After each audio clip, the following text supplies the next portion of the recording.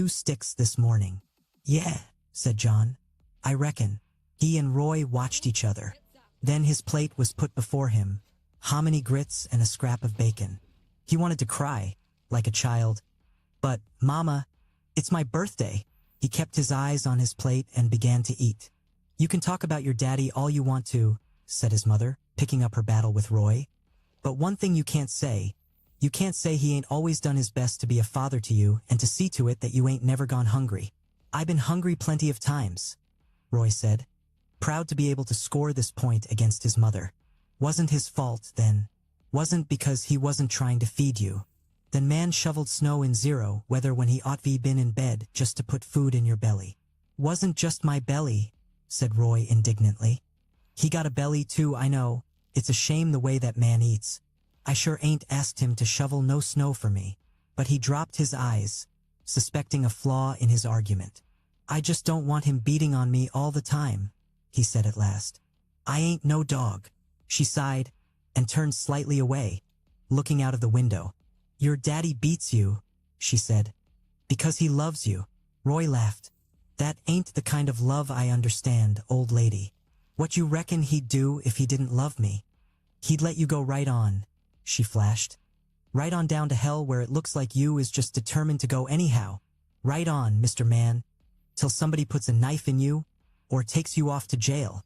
"Mama," John asked suddenly, "is Daddy a good man?" He had not known that he was going to ask the question, and he watched in astonishment as her mouth tightened and her eyes grew dark. "That ain't no kind of question," she said mildly. "You don't know no better men, do you?" "Looks to me like he's a mighty good man," said Sarah. "He sure is praying all the time." "You children is young," their mother said, ignoring Sarah and sitting down again at the table. "And you don't know how lucky you is to have a father what worries about you and tries to see to it that you come up right." "Yeah," said Roy.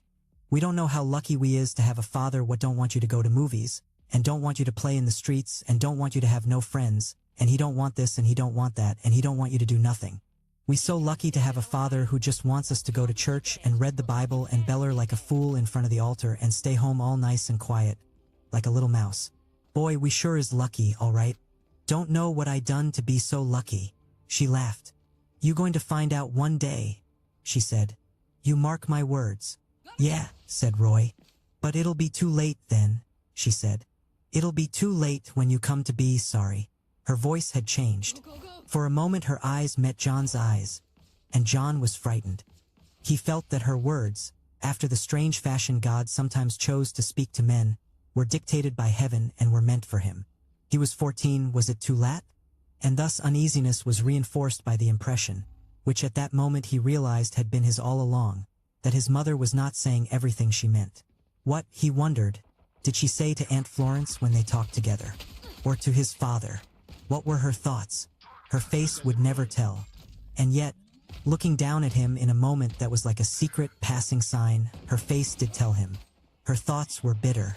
"I don't care," Roy said, rising. "When I have children, I ain't going to treat them like this." John watched his mother. She watched Roy. "I'm sure this ain't no way to be. Ain't got no right to have a house full of children if you don't know how to treat them." "You mighty grown up this morning," his mother said. "You be careful. And tell me something else," Roy said, suddenly leaning over his mother. "Tell me how come he don't never let me talk to him like I talk to you? He's my father, ain't he? But he don't never listen to me. No, I all the time got to listen to him." "Your father," she said, watching him, "knows best. You listen to your father. I guarantee you won't end up in no jail." Roy sucked his teeth in fury. "I ain't looking to go to no jail. You think that's all that's in the world is jails and churches? You ought to know better than that, Ma." "I know," she said. "There ain't no safety except you walk humble before the Lord. You're going to find it out, too, one day. You go on hardhead. You going to come to grief." And suddenly Rot grinned. "But you be there, won't you, Ma, when I'm in trouble?" "You don't know," she said, trying not to smile, "how long the Lord's going to let me stay with you." Roy turned and did a dance step. "That's all right," he said. "I know the Lord ain't as hard as Daddy. Is he, boy?" he demanded of John, and struck him lightly on the forehead. "Boy, let me eat my breakfast," John muttered, though his plate had long been empty, and he was pleased that Roy had turned to him. That sure is a crazy boy, ventured Sarah soberly. Just listen, cried Roy. To the little Saint One, Daddy ain't never going to have trouble with her. That one, she was born holy. I bet the first words she ever said was, "Thank you, Jesus."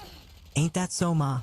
You stop this foolishness, she said, laughing, and go on about your work.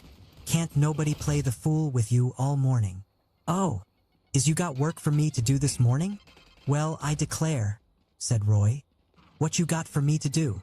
I got the woodwork in the dining room for you to do. And you going to do it, too, before you set foot out of this house. Now, why you want to talk like that, Ma? Is I said I wouldn't do it?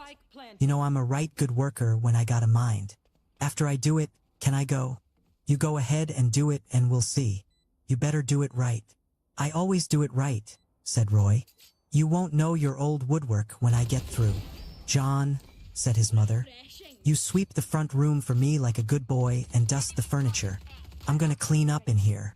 Yes'm, he said and rose. She had forgotten about his birthday. He swore he would not mention it. He would not think about it anymore. To sweep the front room meant, principally, to sweep the heavy red and green and purple Oriental-style carpet that had once been that room's glory, but was now so faded that it was all one swimming color, and so frayed in places that it tangled with the broom. John hated sweeping this carpet, for dust rose, clogging his nose and sticking to his sweaty skin, and he felt that should be sweep it forever. The clouds of dust would not diminish, the rug would not be clean. It became in his imagination his impossible, lifelong task, his hard trial, like that of a man he had read about somewhere, whose curse it was to push a boulder up a steep hill, only to have the giant who guarded the hill roll the boulder down again, and so on, forever throughout eternity. He was still out there, that hapless man, somewhere at the other end of the earth, pushing his boulder up the hill. He had John's entire sympathy, for the longest and hardest part of his Saturday mornings was his voyage with the broom across this endless rug, and coming to the French doors that ended the living room and stopped the rug, he felt like an indescribably weary traveler who sees his home at last. Yet for each dustpan he so laboriously filled at the door still demons added to the rug 20 more. He saw in the expanse behind him the dust that he had raised settling again into the carpet, and he gritted his teeth, already on edge because of the dust that filled his mouth, and nearly wept to thinnel that so much labor brought so little reward. Nor was this the end of John's labor. For, having put away the broom and the dustpan, he took from the small bucket under the sink the dust rag and the furniture oil and a damp cloth, and returned to the living room to excavate, as it were, from the dust that threatened to bury them, his family's goods and gear. Thinking bitterly of his birthday, he attacked the mirror with the cloth, watching his face appear as out of a cloud. With a shock he saw that his face had not changed, that the hand of Satan was as yet invisible. His father had always said that his face was the face of Satan, and was there not something, in the lift of the eyebrow, in the way his rough hair formed a V on his brow, that bore witness to his father's words? In the eye there was a light that was not the light of heaven, and the mouth trembled lustful and lewd, to drink deep of the wines of hell. He stared at his face as though it were, as indeed it soon appeared to be, the face of a stranger,